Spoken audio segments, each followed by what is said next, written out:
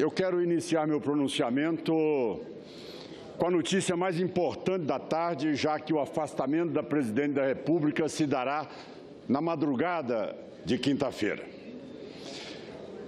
O ministro Teori Zavascki, ao examinar o pedido de suspensão da tramitação do pedido de impeachment da Presidente da República, em resumo, proferiu o seguinte voto: é o Senado que, entre aspas, assume o papel de tribunal de instância definitiva, cuja decisão de mérito é insuscetível de reexame, mesmo pelo Supremo Tribunal Federal. Ou seja, é o cala-boca definitivo. É exatamente uma decisão dizendo claramente ao advogado-geral da União: basta. São várias vezes em que o Supremo foi provocado e a resposta é a mesma. E agora, com a decisão final do ministro Teori, deixa claro o quanto o processo de impeachment da Presidente da República está correndo dentro das normas pré-estabelecidas pela legislação. Mas eu quero, senhor presidente, parabenizar também a toda a população brasileira. Foram eles, indiscutivelmente, que nesse novo modelo de exercer cidadania com interlocução direta com os movimentos sociais, as redes sociais, e com isso produziu isto que hoje chega ao Congresso Nacional. O Congresso foi provocado pelos cidadãos para poder se pronunciar diante de tanto desmando instalado nesses últimos anos. Mas eu não posso deixar também de enaltecer a figura do senador Raimundo Lira, que teve muita habilidade, competência e espírito democrático e conciliador quando esteve à frente da comissão até chegarmos aqui com o relatório. O senador Anastasia, que produziu indiscutivelmente uma peça que será referência em todos os processos que poderão vir pelo conhecimento jurídico, pelo conteúdo e pela sua capacidade, o que mostrou claramente os indícios de materialidade, como também de autoria da Presidente da República. Senhor presidente, quero também saudar o presidente Renan Calheiros, que numa decisão coerente com a posição e a liturgia do cargo que assume, rapidamente afastou o ofício encaminhado pelo presidente da Câmara, o presidente de plantão da Câmara, que desrespeitou o princípio primeiro que Vossa Excelência baseou o seu parecer, que é da colegialidade. Mas eu passo agora a trazer aqui rapidamente os pontos muito bem levantados pelo senador Anastasia na comissão, pontos esses que deixam claro, primeiro, em relação às pedaladas, o que nós podemos mostrar com toda a tranquilidade são verdadeiros atrasos sistemáticos e reiterados da Presidente da República. O que é, na verdade, uma pedalada? A pedalada não é nada mais, senhor presidente, do que pagar com um único dinheiro duas dívidas. Para o povo entender, R$10 pagando uma dívida de R$20. É isso que realmente o governo patrocinou nessa reta de 2014, para aí sim poder atingir a sua reeleição, e 2015 continuou aplicando o mesmo descumprimento à Lei de Responsabilidade Fiscal no seu artigo 36. Mas nós temos também, senhor presidente, algo que é provocativo ao Congresso Nacional, praticado pela Presidente da República, chamado os decretos. Esses decretos, esses créditos suplementares, assinados pela Presidente da República, sem dúvida nenhuma tratando o Congresso Nacional como se fosse um anexo do Palácio do Planalto, sem respeitar aqui a necessidade de ter todos os seus PLNs aprovados antes de poder baixar os seus decretos.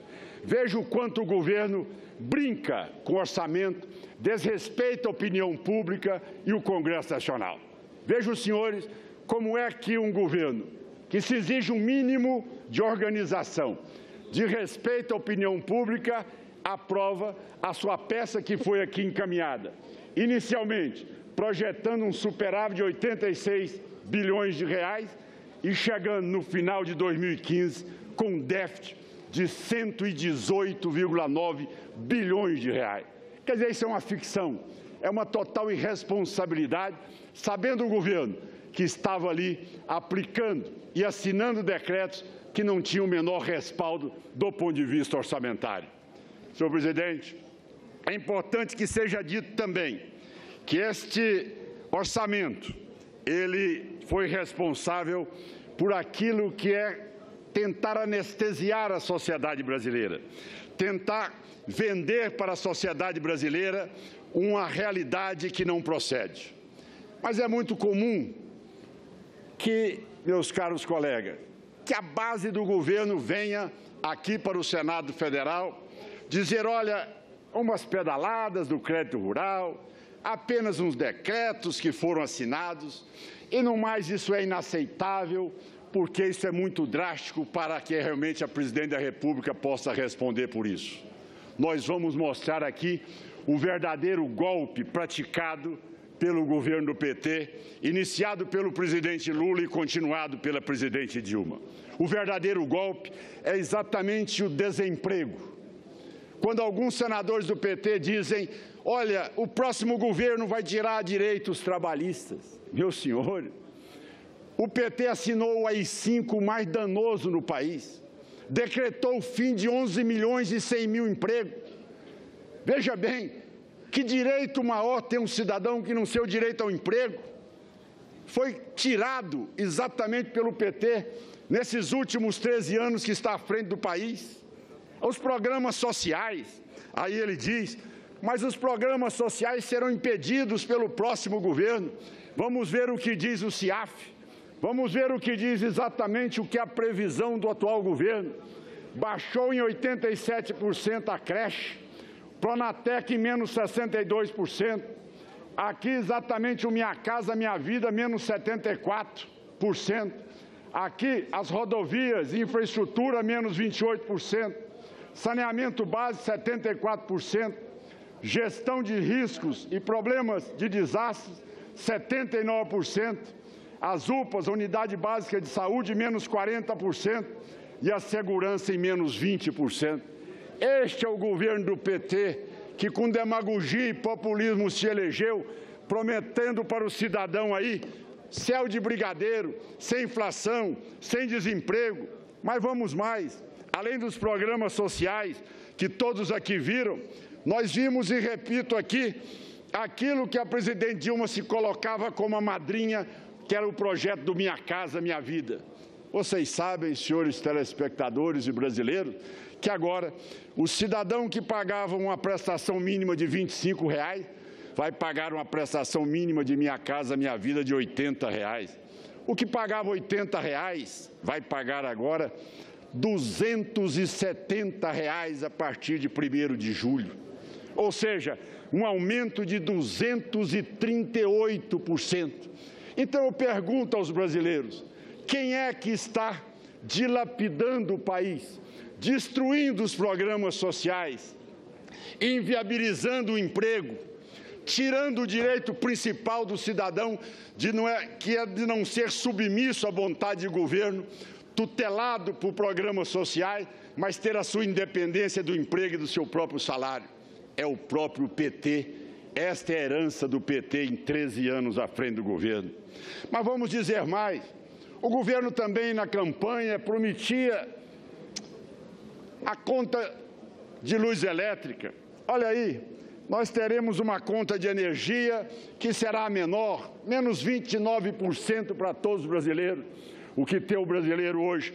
Um aumento de 64% de 2014 até agora.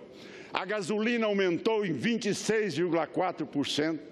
Nós tivemos também 116% de aumento daquilo que nós chamamos recuperação judicial, ou seja, a pré-falência das empresas brasileiras.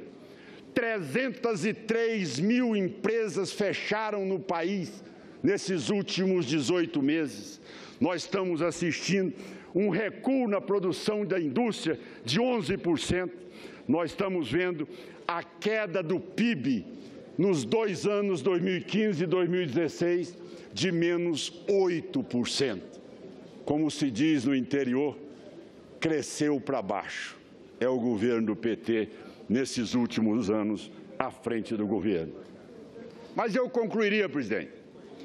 Nós temos também a tese dos aposentados, que eles dizem serem defensores dos trabalhadores e dos aposentados. Vejam, senhores, o que fizeram com os fundos de pensão, o Postales, dos Correios. Todo cidadão hoje, nativo e aposentado, vai ter que ter um desconto obrigatório de quase 18% na sua folha de pagamento para ter a garantia da sobrevivência do fundo. Extorquiu, solapou, corrompeu todos os fundos